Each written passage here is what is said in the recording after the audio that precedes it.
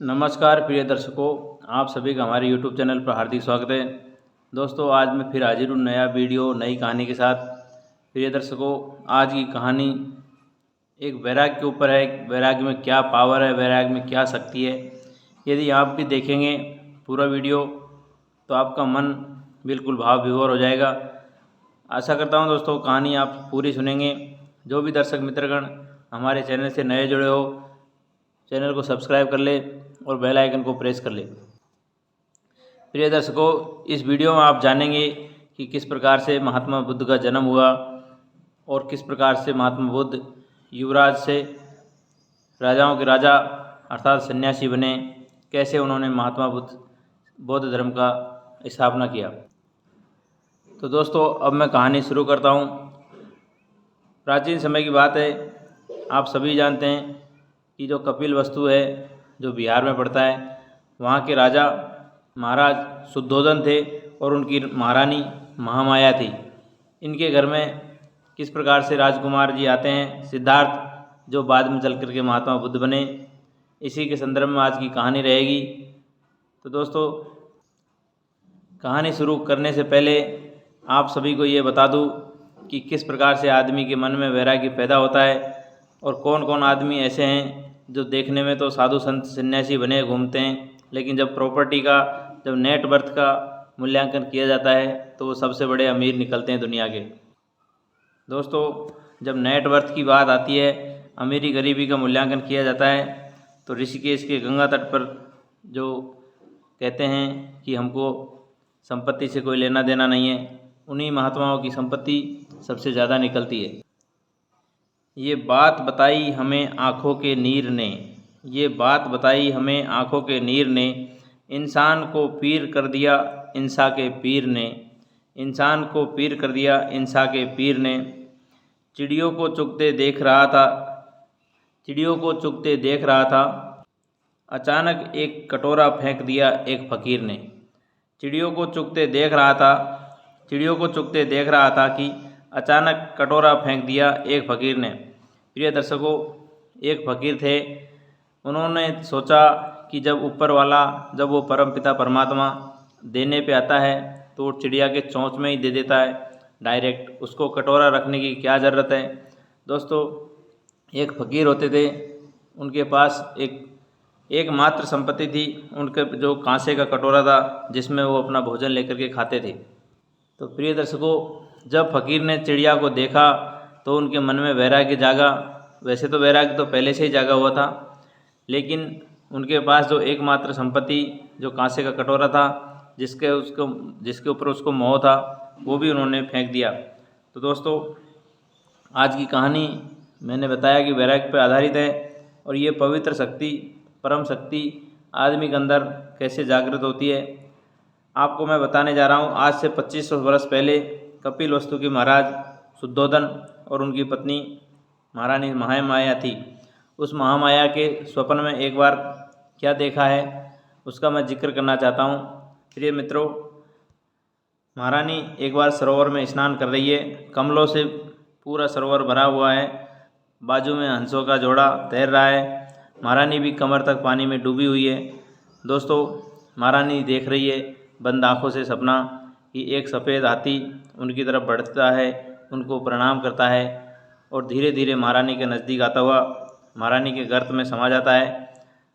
इस तरह से महारानी देख रही है। दोस्तों, ये सब जब महारानी ने देखा तो महारानी को जब स्नान करके महल में आती है तो अपने महाराज को बताती है कि महाराज, आज मेरे स्नान करते समय ऐसा स्वप्न आया। तो प्रिय दर्शकों, ये महाराजा और महारानी की कहानी थी। उन्होंने तुरंत दूसरे दिन प्रकांड विद्वान ज्ञानी पंडित बुलाए 4, और उन्होंने चारों पंडितों से कहा कि हमारी महारानी को सरोवर में नहाते समय इस प्रकार का स्वप्न, इस प्रकार का दर्शन हुआ है। तो इस स्वप्न का मतलब क्या है, आप ज़रा इसका अर्थ लगाइए, इसका अंदाज़ा बताइए कि हमारे साथ क्या होने वाला है। तो प्रिय मित्रों, जो 3 प्रकांड पंडित थे विद्वान, उन्होंने कहा कि महाराज, इंद्र का वाहन है ऐरावत हाथी, सफ़ेद हाथी, तो वो महारानी की तरफ आ रहा है। इसका मतलब है कि आपके घर में एक सुंदर राजकुमार आने वाला है और वो महान इंद्र के समान राजा बनेगा, युवराज बनेगा। तो ऐसा तीनों पंडितों ने कहा। इसके बाद चौथा पंडित मौन था। महाराज शुद्धोधन उनसे पूछते हैं कि आप इस तरह से चुप क्यों हैं, आप भी बताइए। दोस्तों, चौथा पंडित कहता है, महाराज हाथी सफ़ेद है, इसलिए आपके घर में युवराज तो आएगा लेकिन वो राजा नहीं बनेगा, राजकुमार नहीं बनेगा। और वो अपने जिस प्रकार से सफ़ेद हाथी महारानी ने देखा है तो अपने सफ़ेद ज्ञान से दुनिया को रोशन करेगा और दुनिया उसकी फॉलोवर्स बनेगी, मार्ग पथ प्रदर्शक बनेगा, राजा बनेगा, राजाओं का राजा बनेगा और सन्यासी बनेगा। प्रिय दर्शकों, ये बात आई गई हो गई और आप सभी जानते हैं कि कुछ समय बाद महारानी महामाया गर्भवती होती है और 9 माह बाद उनके गर्भ से एक सुंदर पुत्र पैदा होता है। अब राजाओं का देश, राजकुमारों का, महाराज ने ज्योतिषों की फौज इकट्ठा कर ली और कहने लगी, आप हमारे राजकुमार का कैलकुलेशन करिए, इनके जन्म की जो पत्रिका है वो बनाइए और देखिए कि इनका कर्म कैसा होगा, भाग्य कैसा होगा। दोस्तों, दुनिया के फेमस के जो भी ज्योतिषकार थे सबको बुलाया गया।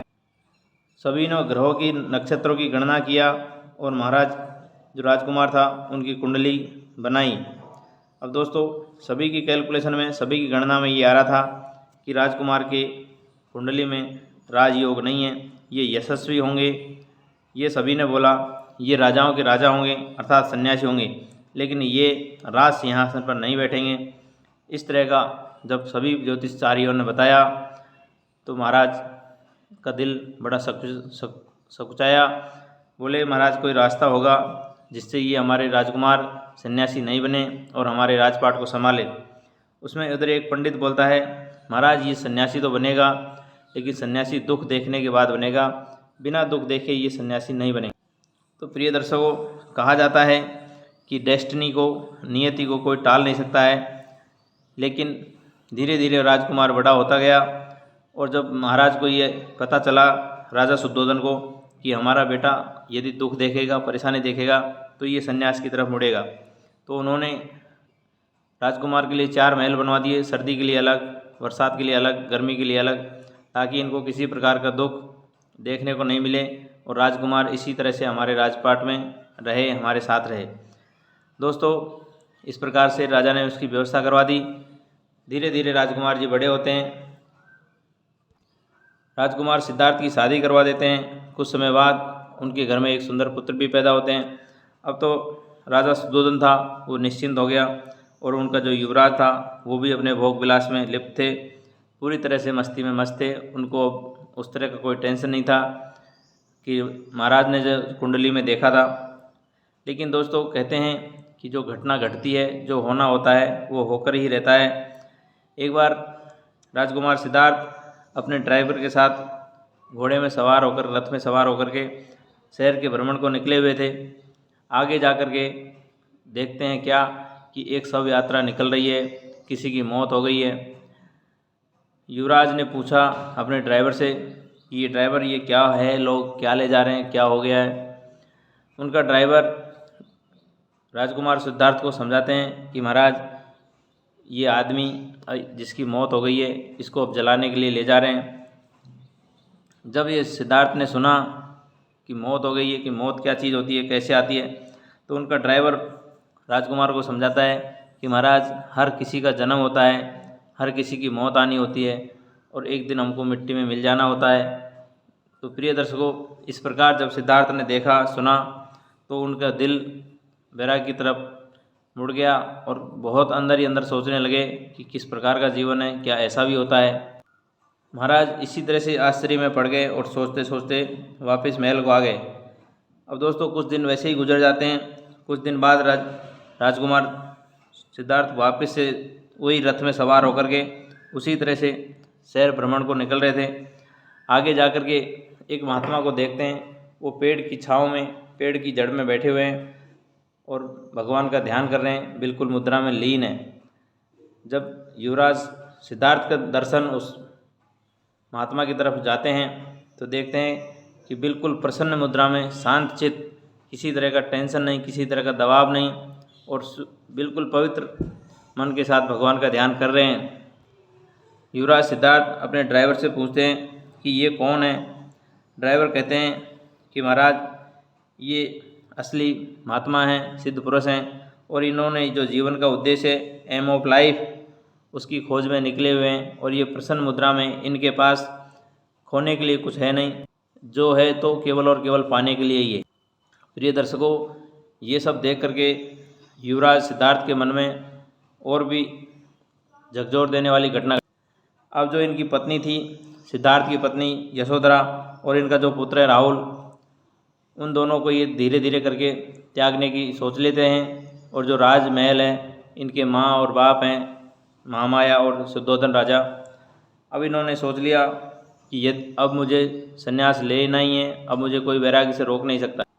प्रिय दर्शकों, कहते हैं कि जब संकल्प बड़ा हो तो उसके आगे कोई मोह माया नहीं आती। जब हम लोक मंगल की सोच लेते हैं तो हमें कोई वापस मुड़ने की ज़रूरत नहीं है। वो रात के अंधेरे में, जब धरती आधा अंधेरे और आधे उजाले से जूझ रही थी, इन्होंने एक नज़र अपनी पत्नी और बेटे को देखा और दबे पैर वहाँ से निकल लिए और गहन जंगल में, अंधकार वाले जंगल में पहुँच जाते हैं। और वहाँ जा कर के उन्होंने ईश्वर की खोज, हमारे जीवन का असली उद्देश्य क्या है, ये सब भगवान के सामने जा कर के प्रार्थना किया और वहाँ जा कर के तपस्या किया। प्रिय मित्रों, आज राजकुमार सिद्धार्थ का जो ये जीवन है, अंधेरे के सफ़र से शुरू हुआ है, लेकिन एक दिन ये रोशनी की सफ़र की तरफ जाके ख़त्म होता है। उन्होंने बुद्ध धर्म को स्थापना किया और कई सारे देशों में इसको फैलाया, और इसके जो जीवन का हमारा सच्चा उद्देश्य है उसके बारे में ज्ञान की बातें किया है। तो दोस्तों, ये तो थी कथा। अभी कथा का सार क्या है वो मैं आपको बताता हूँ कि वैराग्य और त्याग की शक्ति बताती है कि सच्चा सुख साधनों में नहीं, अर्थात भौतिक सुख सुविधाओं में नहीं है। सच्चा सुख हमें साधना में मिलता है, हमें भगवान की भक्ति में मिलता है। भगवान की भक्ति से ही हमारी आत्मा को शक्ति मिलती है, और ये शक्ति तपस्या के फल से ही मिलती है। यदि आज भी युवराज सिद्धार्थ एक राजा बनते तो उस राजमहल में कुछ समय के लिए उनका जो पीरियड होता है, इनकम्बेंसी चार्ट होता है, उसमें राजाओं की लिस्ट में युवराज सिद्धार्थ का भी नाम लिखा होता, और इससे ज़्यादा कुछ नहीं होता। दुनिया उनको इसी तरह पढ़ती कि इतने से इतने टाइम तक फला राजा हुए और इतने से इतने टाइम तक फला राजा हुए। लेकिन आज राजकुमार सिद्धार्थ ने जो करके दिखाया है, जो दुनिया छोड़ करके उन्होंने परमार्थ के लिए निकले हैं, तो हमारे लिए क्या क्या उद्देश्य जीवन के बताए हैं। कहा जाता है कि हमने दुनिया से क्या पाया है, इससे ज़्यादा ये महत्व रखता है कि हमने दुनिया के लिए क्या लौटाया है। सबसे बड़ी महत्व की बात यही होती है। दोस्तों, आप सभी जानते हैं कुछ सिद्ध महात्मा होते हैं जो अपने जीवन को पूरी तरह से ग्रस्त को त्याग कर देते हैं, अपनी रुपया पैसा पूंजी को छोड़ देते हैं, और यदि इनके पास पैसा इकट्ठा भी होता है तो ये किस प्रकार से दान पुण्य करते हैं, किसी प्रकार से यज्ञ हवन पूजा करवाते हैं, मंदिरों का निर्माण करवाते हैं, और यहाँ तक भी निःशुल्क सेवार्थ धर्मार्थ कुछ सुविधाएं चलाते हैं। जैसे कि मैं कुछ नाम लेता हूँ। जैसे यहाँ पे हमारे गुजरात में वीरपुर एक जगह, यहाँ पे जलाराम बापा का कम से कम 100-150 साल पुराना आज भी एक अन्न क्षेत्र अनवरत चलता है, और वहाँ पे एक पैसे का भी चढ़ावा ये लोग लेते नहीं हैं। दूसरा दोस्तों, बापा सीताराम, जो कि भावनगर से लगभग 50-60 किलोमीटर दूर है, जहाँ पे बापा सीताराम का चांदी का मूर्ति आज भी बना हुआ है। लोग श्रद्धा से पूजते हैं, श्रद्धा से वही नियम वही कानून जो महात्मा जी के समय चलते थे वो आज भी चल रहे हैं। और आप जो देखते होंगे स्वामीनारायण के मंदिर, जिसमें नीलकंठ के नाम से एक बालक प्रकट हुए थे आज से 250-300 साल पहले, उन्होंने उस ज़माने में किस प्रकार से जीवन जीना है, किस प्रकार से बुराइयों से मुक्ति मिलनी चाहिए, किस प्रकार से उन्होंने जीवन को सच्चा अर्थ बताया है। दोस्तों, कभी आप स्वामीनारायण का अक्षरधाम का दर्शन करें तो आप देखेंगे कि किस प्रकार से एक पत्थर की मूर्ति होती है, चट्टान होती है, उसमें से यदि कुछ चीज़ें निकाल दें तो उसी चट्टान के अंदर से एक सुंदर इंसान की मूर्ति बन जाती है। तो दोस्तों, कहा जाता है कि हमारे अंदर भी जो बुराइयां हैं, हमारे अंदर भी जो पाप भरे हैं, उनको यदि हम धीरे धीरे छांटना शुरू कर दें तो इसी इंसान से, इसी देह से हम एक परम पुरुष, दिव्य पुरुष बन सकते हैं। चौथा दोस्तों, महाराष्ट्र में आप जानते हैं कि साईं जी का मंदिर है, साईं भगवान साईं का। तो भगवान साईं भी इसी तरह से लोगों का कल्याण करते थे। उनका कुछ जन्म का पता नहीं किस घर में हुआ, कैसे हुआ, और वो लोक कल्याण के कार्य करते चले गए और आज भी उनके फॉलोअर्स दुनिया पूजती है और पर्चे वहाँ देखे जाते हैं। तो दोस्तों, ये थी आज की वैराग्य की कहानी, त्याग की कहानी, जिसमें आपने देखा कि यदि हम वैराग्य करते हैं, त्याग करते हैं और परमात्मा के काम करते हैं तो हमको दुनिया में दिव्य पुरुष बनने से कोई नहीं रोक सकता और हमें जीवन के असली उद्देश्य मिलने से कोई नहीं रोक सकता। कहानी अच्छी लगी हो तो वीडियो को लाइक करें, चैनल को सब्सक्राइब करें और अपने दोस्तों के साथ शेयर करें। सभी को हरिओम, राधे राधे, नमो बुद्धाय।